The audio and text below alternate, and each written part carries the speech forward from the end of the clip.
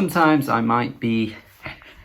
Introvert is the newest album from Little Simz, British UK rapper who has been on the scene for about 10 years, as she references on this album, I believe, at one point. She's actually been pretty relatively consistent. I didn't realise how good her previous stuff was until Grey Area came out. I think actually some of those albums before that are just about as good as Grey Area. I just think Grey Area was bolder. The tracks were a bit more stand out, but I think, you know, lyrically and in terms of her rapping ability, it's always been really good. It's just tracks like Offense, Boss are just more in your face, more memorable, and I think that's why Grey Area became the album that just got so much attention, so much acclaim, and for all the right reasons too. I just think it slightly grew off me over time. I don't think I love it as much as I did when I first laid my ears upon it. But you know what though? That track with Michael Kiwanuka, the closing track, that's like one of her best songs. I don't even care, man. That is the best song on the album. And for someone that holds that opinion, you cannot even begin to imagine how happy I am that this newest album from Little Simz has gone way more in that soulful, just dripping with classiness direction that track had. Obviously, having Michael Kiwanuka on your song is always going to give off that feeling because that's the kind of artist he is. But there is thunder. Fuck. But the production from Inflow on this album cannot go unmentioned. He truly is just absolutely nailing this all the way through. Inflow has given us some really just wonderful production that is inspired by soul, you know, the classic soul days, the early days of, you know, jazz soul rap that was, you know, mixed together by the greats of the genre. And it's pristine. It's pristine. I mean, it's pristine from the get-go, but I think the track that cements that the album is going to be wonderful in terms of how it's produced is Woman, which is like 2 tracks in. Not to say that Introvert isn't good, it is, but I think Woman really nails it and sets the pace for the album. When you're starting so high with how classy and just dripping with glamour that this track is in the production, it's absolutely perfect, honestly. You kind of have to then, you know, meet that with every other track, and it's impressive of how many tracks just sound so pitch perfect. Woman is a track that celebrates women, as you would probably guess by the title, which I think has been done by so many other artists in the past. And there's a way to do it that doesn't come across as preachy or is a bit corny, and I don't think this track even gets on that level. It's a beautifully written track, you know, talking about how, you know, when you've got brains and beauty as a woman, people find it astounding, probably men. I mean, there's probably some truth to that. Really love as well the sort of minor details with some of these tracks where like the final word on the song or the final spoken word bit is like the next song. That happens quite a few times. It happens with Introvert, you know, the last line is woman, goes into woman. Then you've got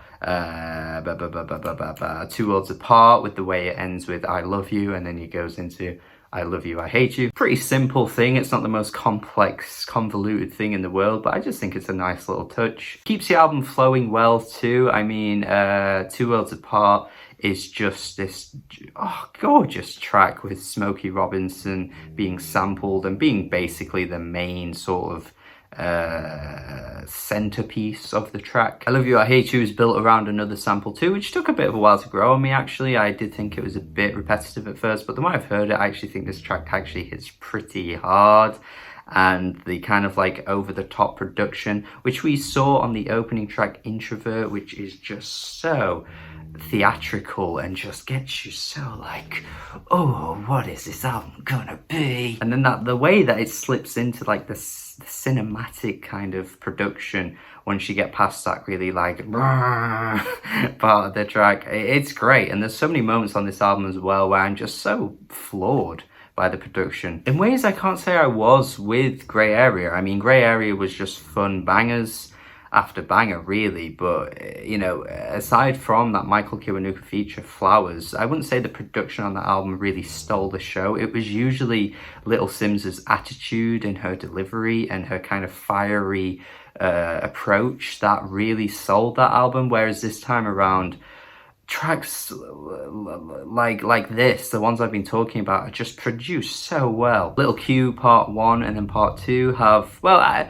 it's weird this actually. I would probably say part 1 could just be like the whole song. It could just be the song. I don't really know why it needs to be split into 2, because it's basically the same instrumental and the same backing vocals, which by the way are wonderful. The backing vocals are great. She mentions a line about daddy not being around and then she had to be the man of the house. References that even before this as well, where she talks about having daddy issues, and it's a bit of a sort of mini theme throughout this album. You see it get brought up quite a bit, talking about her come up a lot, talking about her childhood, talking about where she was and where she is now. It's a pretty big staple of the album. Standing Ovation takes that kind of idea a little bit further and just kind of views herself as this kind of, not messiah type figure, but someone that, you know, is a bit more famous than she was maybe 5 or 6 years ago. And she talks about why we need to have this need to be remembered, have this need to be famous, have this need to be loved by people. And it's a pretty interesting concept with the way she tackles it. She talks about how it's self-centered,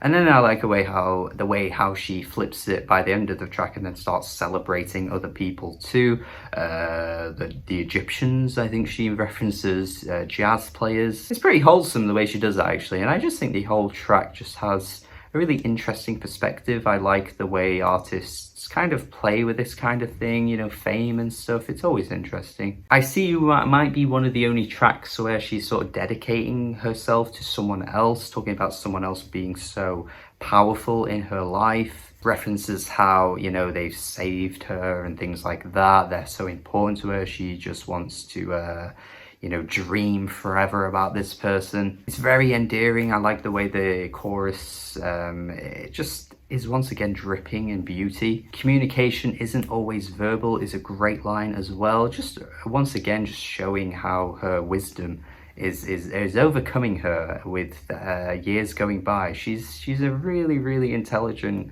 artist and has really interesting perspectives with everything. There are a few interludes on this thing as well. The Rapper Came to Tea sounds like Emily Blunt's Mary Poppins rendition somehow. Apparently it's the person that plays Princess Diana from The Crown, and when I found that out I was like, yeah, that is who that is. It has to be. But beyond this point of the album, there's just such great production switch ups where she's doing these kind of like Afrobeat kind of things with the rest of the album, not really doing that, but they just fit in really nicely. Point and Kill and Fear No Man are great tracks. Point and Kill particularly sounding like something like a Petite Noir would do, and I think Petite Noir is a very overlooked artist. Just love this all-encompassing idea of her just taking these influences from, you know, African roots in such a tasteful way. Once again, the production just seems to never miss, really, because these tracks are completely different to so much of the album, and yet they sound fantastic. I will say 2 tracks I'm not too keen on though, that do take a bit of a different approach.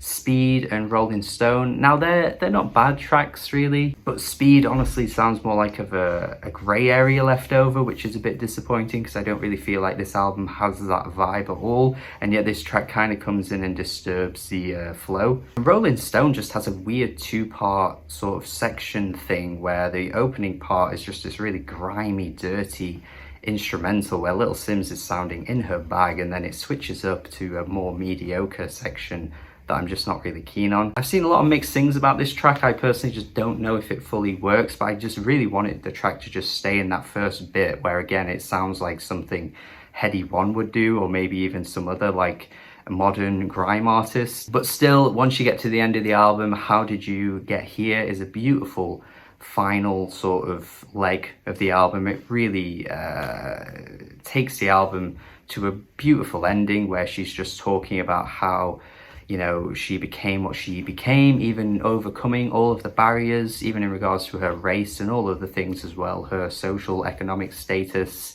And it's just such an inspiring track. Misunderstood as well as just a beautifully produced track. I can't really praise the production enough, honestly.